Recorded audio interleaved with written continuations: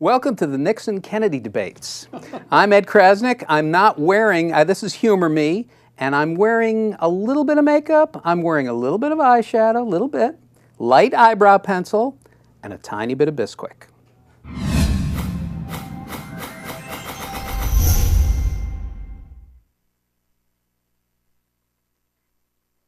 It's a miracle that I'm even a dad, because when my wife and I first got married, the doctor came to us and said we couldn't have children. Well, we were physically capable. He just said he'd go to court to stop us. Get a good lawyer, and I got stupid kids. We've adopted kids. That's cool, I guess. But in our family, we have like ADD, ADHD, ACDC, Asperger's, autism, all in my family. So my wife and I figured out it's just cheaper and easier to medicate us. We're taking all kinds of stuff and we're happy. I want to tell you a quick story about my son. I have one boy. He's 9 years old. His name is Anthony. The other day I was driving to a show. My wife called me on my cell and said, Anthony said he hated his older sister. He said, "I hate you." That's not allowed in the Guido house, man. We don't say the H word. So she puts him on the phone. I said, "Do you really say you hate your sister?" "Yeah." He's like Scooby. "You know you can't do that, right?" "Yeah." "Okay, you got to apologize, okay?" "Yeah." So my wife calls me a couple hours later. I said, "How'd he do? Did he apologize?" She goes, "Well, sort of. He said, 'I'm sorry, I hate you.'" That's my boy. That's great. That, of course, was the comedy of, I'm sorry, I'll start again, even though we're live. It's live TV. It is like the Nixon-Kennedy debates, for those of you who remember that from the year 1864. And I'll wait. No, it's going to be a nice show. It's going to be a nice show. What are we having, coffee cake? It's going to be a nice show. No, we are having a great time here, whatever this is. This is Humor Me with Ed Krasnick. I think I'm Ed Krasnick, and I have to tell you, I couldn't be more excited to have tonight a hand and another hand. Woo! No, a gentleman who is a terrific comedian, really a terrific comedian, and I didn't see him for a while, and then we reconnected, like peaches and herb, and not too soon, too much too soon. And he's here tonight. We're going to talk to him about his new one-man show. Mr. Mike Guido is here. Mike is here. There's Mike. And I always feel weird about this because, like I said, I usually do a monologue at the beginning, if you could call it that. It's really more of an unprepared bloodletting is what it is. It's not really a monologue. But I have to look. Now, that's what I wanted to show you tonight. Look at the background. Look at the background. That is the most tremendous background I've ever seen. Let there be light, let there be color, let there be vibrancy, let there be Sony Trinitron from 1968. This is fantastic. And you'll be seeing this throughout the show. And you'll also be seeing me do this throughout the show. And let there be Ed's head. Yes, there's my head is right there. I want to tell you that there's a high pressure system that's coming from my head. And it's called Get a Job. And then over here is another pressure system that's coming from someone else who lives in my home, who is me. No, I'm so happy. I have to tell you, this is kind of a funny thing. Today I tried to do, there's a thing on Facebook. And of course, I am very confused by Facebook. I didn't join it for a long time because I thought it meant you had to face things. And I'll wait. And so anyway, I go on Facebook, and there's this button that says, if you want to make Humor Me with Ed Krasnick your Facebook page, click this button. And I clicked the button, and then all of a sudden it was all of these things, and there was no more me. It was just this and Facebook. And I was actually in an office, and I started to scream because I thought on a computer you're not allowed to change things. Because I have no facility with the tool. It's true. It's true. At any rate, I have to tell you one quick story because we're going to talk to Mike about his one-man show very shortly. I did a solo show a while ago, and it was just me and no audience for about 10 years, and I was in a small room. No, it was a show that I did off Broadway, and I did this show, and it was going to be Arlene Sorkin was a friend of mine. She was producing it, and she had a night at the Westbeth Theater in Greenwich Village, a nice theater, where she's going to invite all these backers, all these financial backers. And I'm telling you, there were a lot of people. Woody Allen's production company was there. Dina Merrill was there. Cliff Robertson. It was Marshall Brickman who helped write Annie Hall. I mean, they were all there. Herb Alpert was there, and he used to be a big Broadway backer, produced Angels in America. Anyway, so I'm there. We're at the Westbeth Theater. It's summertime, and two things happened. One is I used to have to do these exercises because I had an acting teacher helping me, which is always a mistake, doing a one-man show about your own life. Who am I then? And so she's helping me, and I had to do these exercises. So I'm staying with Arlene Sorkin in New York. It's Murray Hill. Remember I Love Lucy? They do things like with the phone exchange. Murray Hill 555. Well, this was Murray Hill in New York. So I'm staying in her apartment. It's the middle of the, it's about 5 o'clock, and I have to get to the theater. And now I start to do my exercises, but they're very loud. So I did them in Arlene's closet. And I close the closet door, and I start doing these vocal exercises, right? And I'm done with the exercises, and the door is locked. And now I'm locked in a closet. There's a full audience at the Westbeth Theater waiting for the show to begin. I'm in a closet. Now, I won't say that that's the last time that I was in a closet. But it's certainly, but no, so I'm in there. Now I go to the theater. Wait, it's not over. I go to the theater. I start the show. I'm working really hard. It's the middle of summer, and the air conditioning goes out. And I'm doing a really good show, except for one thing. Everyone in the audience's head is on fire. The heads are on, everybody's head is on fire. Marshall Brickman, his head is like a sprinkler. It's just going, he's just trying to stay. Nobody even wants to see the show. They just don't want to die. So that was one of my favorite experiences doing a one-man show. And I did the show in Boston, and my family came, and they talked through the whole show. And my mother, this is absolute true story, was too nervous for me to watch the stage, so she turned around and faced the other way. So it was like Midnight Express. You got 300 people going around the pole, one guy's going the other way. And finally I said, Ma, will you please turn around? And she was wearing like what looked like a dress. It looked like the Israeli flag. It was just a flag draped like you were an Olympic athlete or something. I don't know what it was. But anyway, I would say something, and then they say, "You got it right, kid." So that was an interesting time. But no, that's why we made it to this day. And this day, I'm very excited, as I told you. This gentleman has worked many, many nightclubs around the country, around the world. Legend in the Bay Area. Fantastic comedian. Jay Leno, Robin Williams, he's worked with all these people, Kevin Nealon, Kevin Pollak. They're all friends. They're all in the same group. And he's here tonight to talk about his one-man show, which is called A Real Man. Welcome Mike Guido again. Mike, I'm so happy that you... Was that awkward? Thank you, Ed. It's a nice show. You're right. This is a nice show. It's very nice. Have a nice chair. Everything's nice here. It's very sweet. It's very happy and nice. Very nice. I feel nice. You look nice. Thank you. Has so anybody much. said you look nice? You look nice too. Well, we're just nice. I feel nice. Tell me now. I'm glad we do. This happened to I lost touch with you. Yes. For about 10 years. On purpose on my part. I'm sorry you feel that way, and I'm glad it could come out on national. I don't know what this is. It's not true at all. No, but so we lost touch. Yes. And then, like, recently reconnected, not so long, In the last 2 years. The last 2 we reconnected. Yes. And I asked you where you had been. I have been in the Actors Witness Protection Program. I was at the corner market.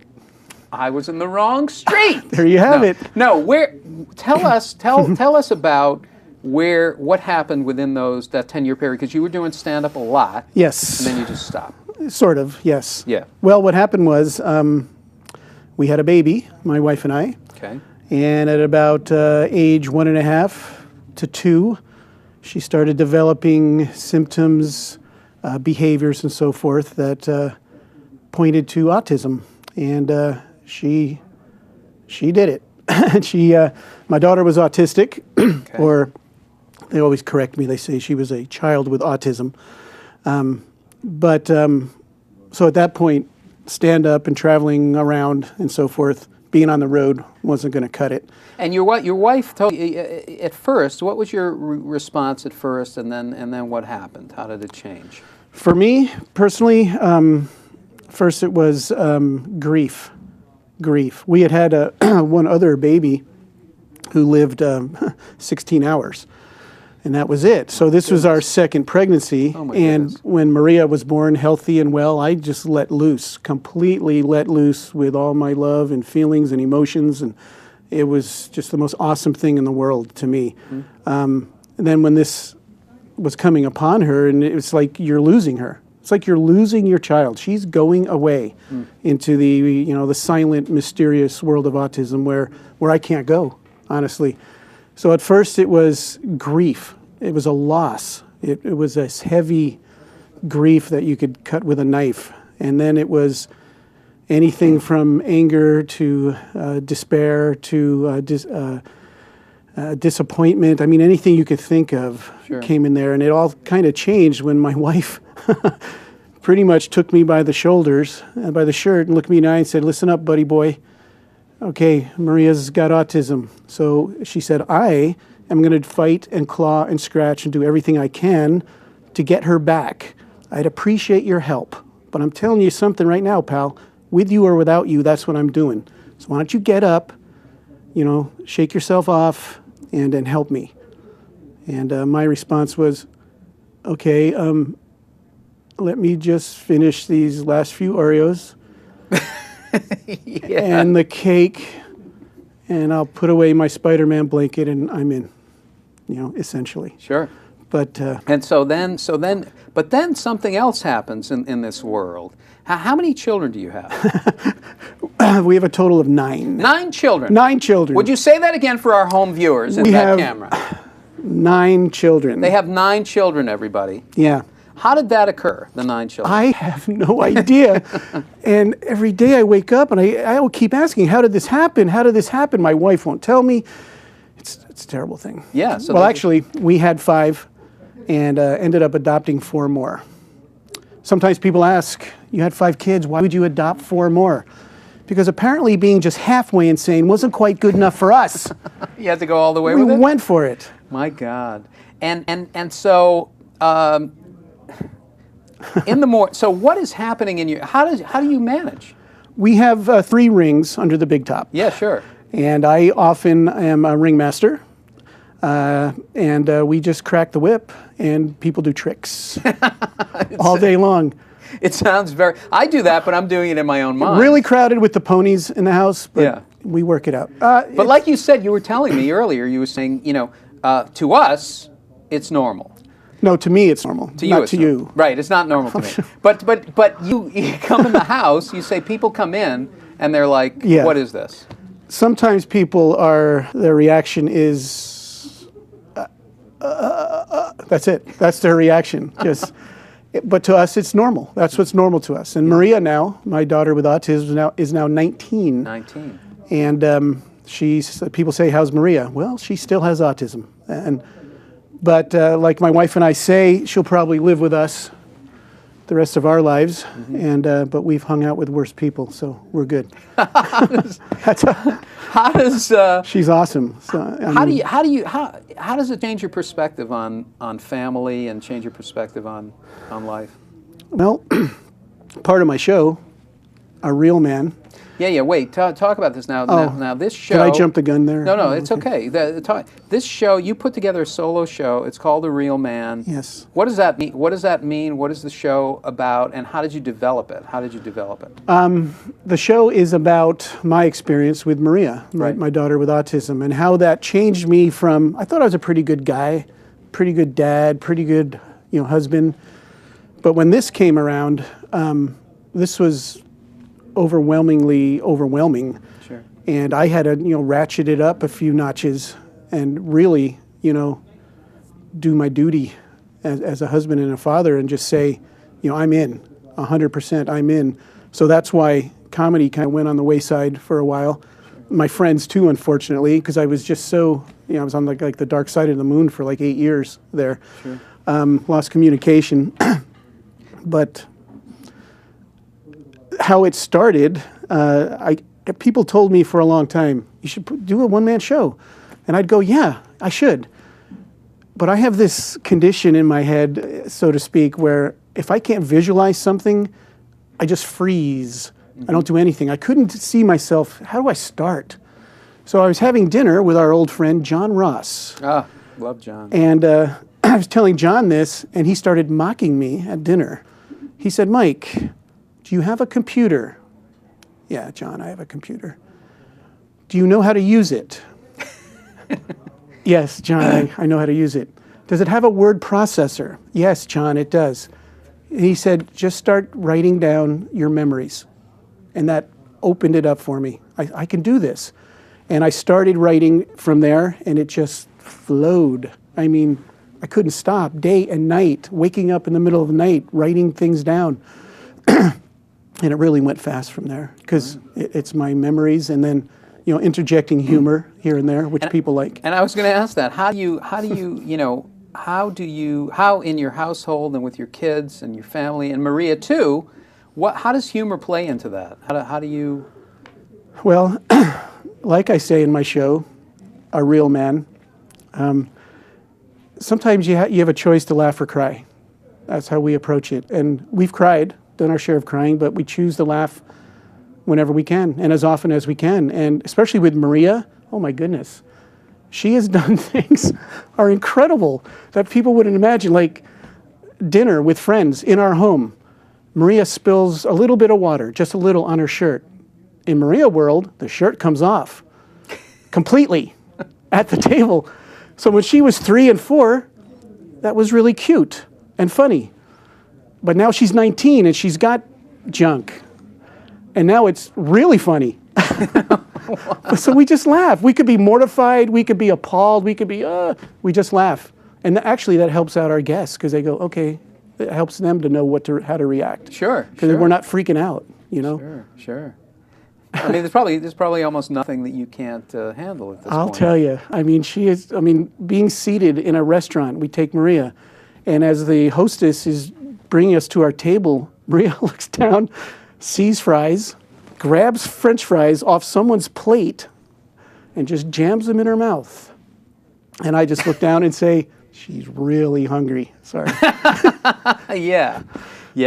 Well, I don't know if I ever told you, I used to work at a group home for developmentally disabled adults in San Francisco.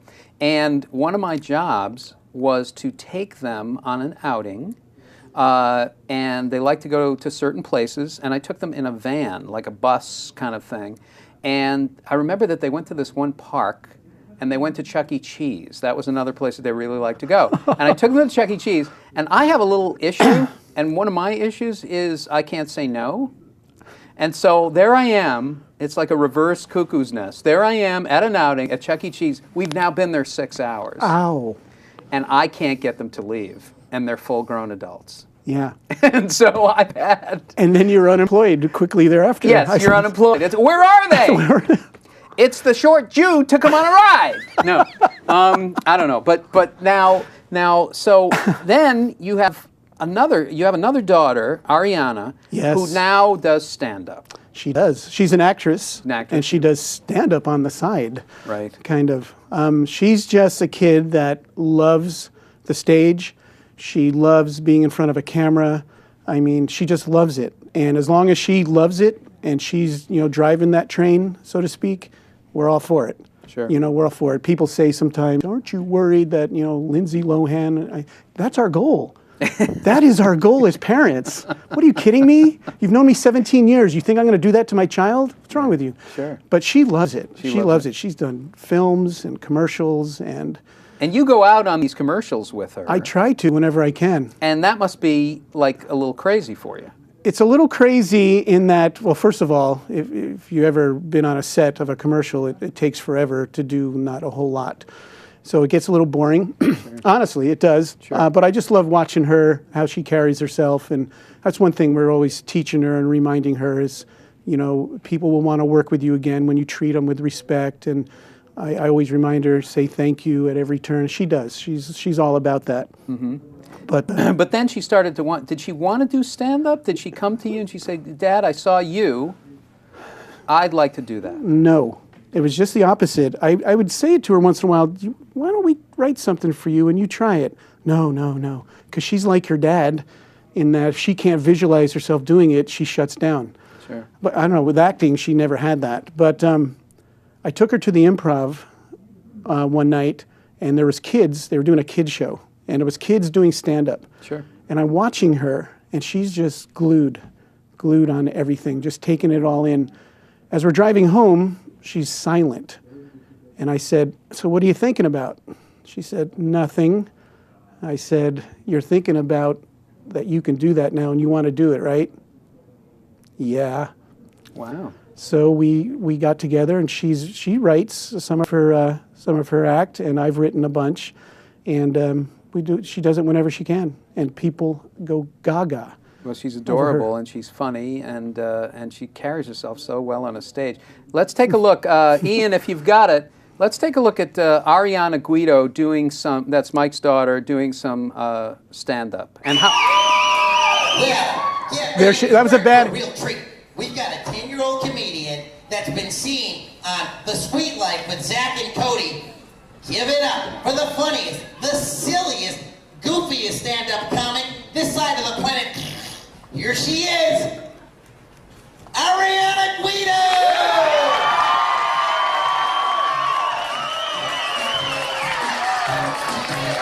Thank you.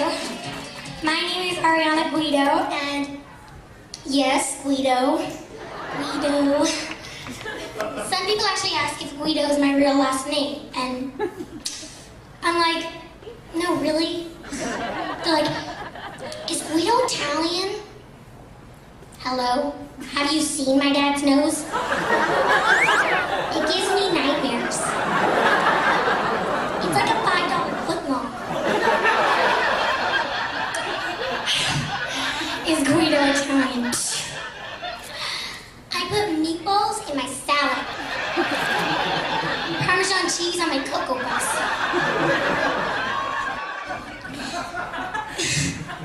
Since I'm an Italian, discipline is a little different. My brother Vinny was being really bad, and now he's like just gone. I said, hey Dad, where's Vince? And he said, don't worry about your brother. He's somewhere else. I said, for how long? He's like, here's $1. There's no more Vince. Capiche? That is really funny, and she carries herself so well, and you got some great stuff there, and she really likes it. She loves it. She does, and that makes my head explode as I'm watching her. Yeah. I mean, I just go crazy because her up there doing that, and the response she gets. Yeah. I mean, I don't even know what to do with myself while she's up there. Beyond joy. Yeah, Beyond and excitement for her, and happiness for her, because Sure. she loves it. Sure. She loves it. Good. Well, I wanted to ask you in terms of your style was always, you're very relaxed on a stage. Oh, that style. Not that style. Not this style. That's good though. But your style, you were always relaxed on a stage. Like, where did that come from? Like, where in your, how come you were? I mean, we were all nervous. We were walking around like we were going to die every second. And we were nervous about what does this mean and where we go, what's going to happen. And you would just get up there and be very, very relaxed. Yeah, excuse me. I'm told that often. I think I liken it to Roberto Duran. I used to say about Roberto Duran that he was just too stupid or dumb to understand that when he got hit hard in the chin, he was supposed to be knocked out. He didn't get that concept. And I think that's the same with me with stand-up. I didn't get it. I was too dumb to realize I should be nervous or something, and I just loved it too. Now I've rekindled my career over the last 2 years or so, Sure. and I'm having more fun than ever. I mean, I love it. I love the audience response and making people laugh. I know it sounds like a cliche, but I still dig it. You really do. A lot. And when you did the show the other night, you did it in Santa Barbara, the one-man show. Yes, You got a standing ovation. I did. What does that feel like doing your own, doing a solo show really about your life and getting a standing ovation? Well, I did notice that most of the people were just adjusting their pants. That's what it was. Wedgies galore. Yeah, they were. It was a hot night. It was. Yeah. Well, honestly, I was optimistic and confident that it was going to go well. I was pretty sure. But when they did that, I was halfway walking off the stage because that's how it was supposed to go to black. Right. Hopefully they applaud. I come back out in the spot. But Mr. Technician didn't get it right, so the lights never went down to black. I was halfway off the stage, so I kind of turned and looked, and I see the place standing. Wow. And I just stood there kind of dumbfounded and just saying, thank you. Wow.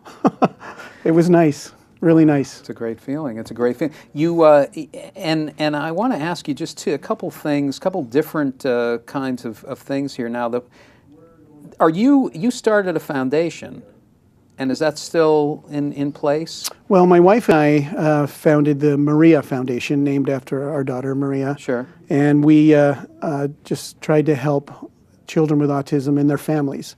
My wife was pretty much expert on this program that comes out of UCLA and how to implement that program. And when people heard about her, she was in high demand. And we actually got moved up to Eugene, Oregon.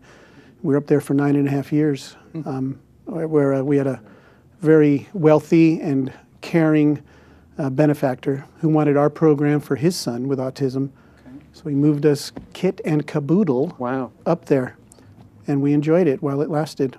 Right now, the Maria Foundation is, I'd say, dormant.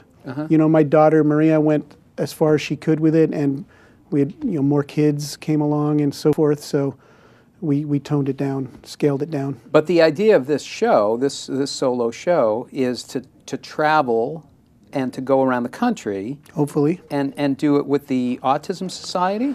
Well, the Autism Society of America Santa Barbara chapter sponsored me out in Santa Barbara, like the premiere. And it was a kind of a fundraiser for them.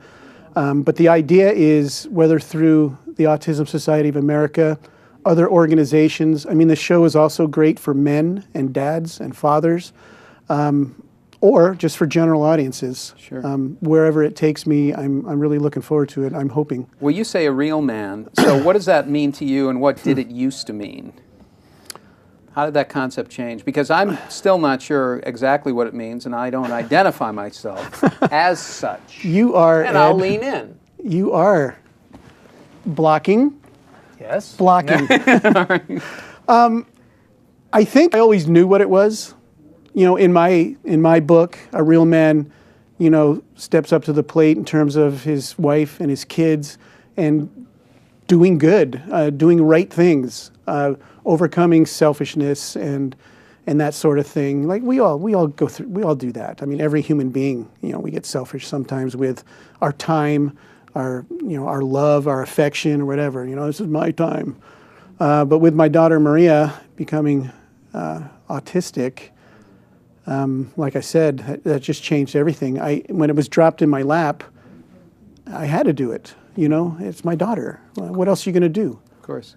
Yeah. Well, do you guys now, in entertainment in your house, are you, well, first of all, the family is the entertainment. I imagine you're not going to watch a reality show that's going to outdo what goes on in the house. No way. But is there a show that the family can, is there a comedy that you can all sit down and watch together? We mostly rent movies, Redbox or what I was going to say, Skinflix. It's not Skinflix, is it? Oh, no, well, maybe that's a different show for Netflix. Us. Netflix. Okay. Not Skinflix, all folks. Right. Never, all ever. Right.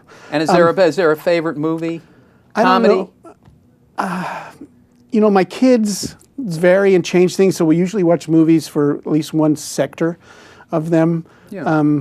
I'm kind of I've seen everything, heard everything, so I'm not really that moved by movies very often these days. Well, who do you watch? Who do you watch as a stand-up? Like, who would you watch today? Like currently? Like I imagine with Ariana, do you show her stand-ups? Who we've shown her recently is Ellen.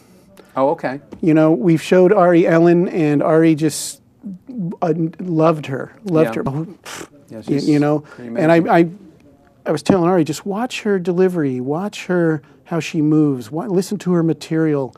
look how she waits and pauses and hits, strikes at the next opportune time. She's a master. And she agreed. She agreed. Yes. Me, on the other hand, I've had the opportunity to work with Larry Miller in the last couple of years, and the guy makes me laugh every night. And I've seen it already, and I still laugh. He's one of the best comedians ever. From No doubt. writing, from performing, from how you should handle yourself on a stage, how do you deal with the audience. Larry Miller is one of the best. He is. He's got to be. I'm going to ask you, Mike, we do something on the show called Fast Five. And you're going to be strapped and bolted into a chair. Good. An attendant will come.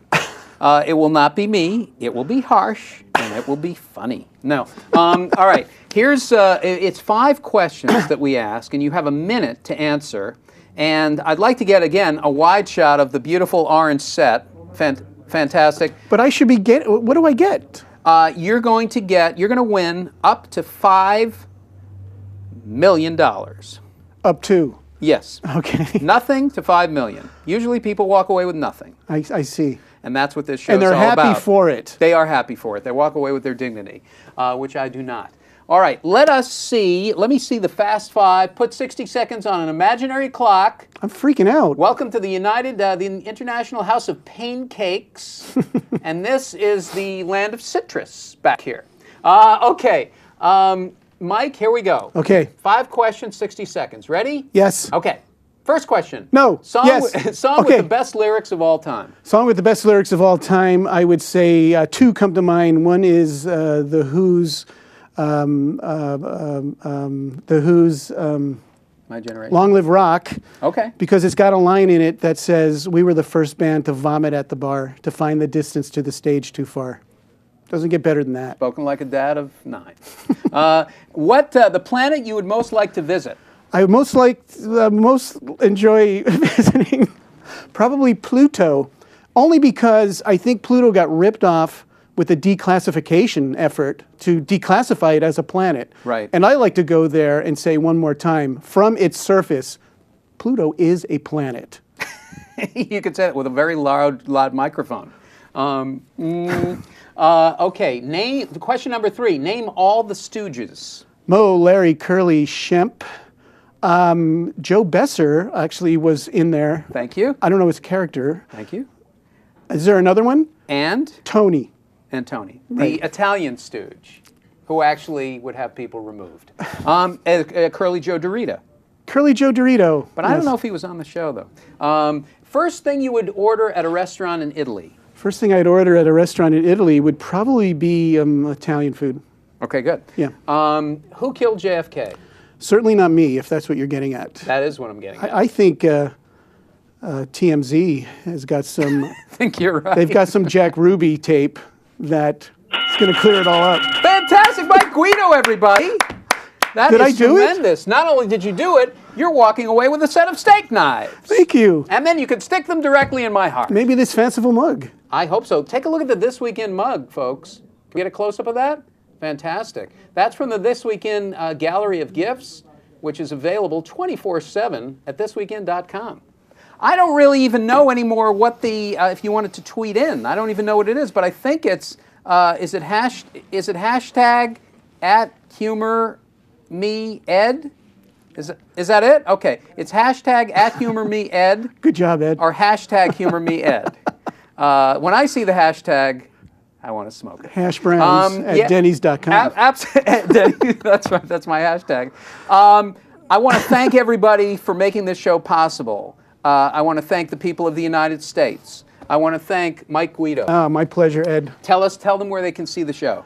You can see the show when it comes to your town. Right now, what we're working on is getting the word out and putting a little demo together and so forth. And what's your site? What's your website? My website is guidoentertainment.com. guidoentertainment.com. Okay. What did I want to tell you? I had something I want to tell you. I want you to tweet in and tell me how you like the new background. Because I have to tell you something. For a long time, I've wanted to bring color into this studio, and I think this does it. I think it's a Tangelo. I think it allows me to go off on tangents. I think it's a spring color. No, autumn color. It is a burnt orange. There you have it. And so is my skin and my pallor. Ladies and gentlemen, I want to thank everybody involved with Humor Me at Ed Krasnick. We're off next week for Passover, but we do have a special show planned for you nonetheless. It'll be one of our best of shows. And then the following week, we'll be back, and I think we're coming back with Wayne Fetterman from New York City. Nice. So, ladies and gentlemen, keep coming back. It works if you work it. Thank you, Ben. Thank you, Matt. Thank you, Ian. Thank you, Erica Sender. I'm Ed Krasnick. Good night.